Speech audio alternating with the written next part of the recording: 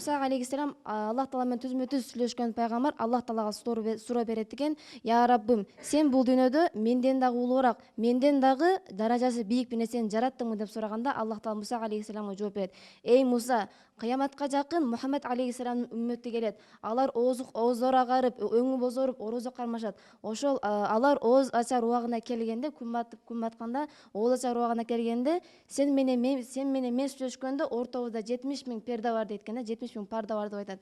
Мен ошол Мухаммед алейхиссаламдын үммөтүн Рамазан айы менен сыйладым, Рамазан айы менен коноктордум" деп жооп берет. Ошол убакта Мухаммед алейхиссалам күн батканда ооз ачат, ооз ачканда кылган дуасы, дуа кылып жатканда, ооз ачардан алдын кылынган дуа кылып жатканда мен ошол 70.000 парданы алып салам деген да. Мына ушундай биз Мухаммед алейхиссалам үммөтүнө ушундай бир сонун бир фазилеттер берген экен. Биз ошол фазилетти колдон чыгарбастан, ооз ачар убагына келгенде дуаларыбыздын баарын айтып дуа кылсак, иншалла биздин дуабыз кабыл болот. Болгондо да 70.000 перде ачылып дуа кылганда биз кантип дуа кылып койбойбуз? Биз баардык тилектерибиздин баарын иншалла дуа кылып Аллахтан суранып кетебиз.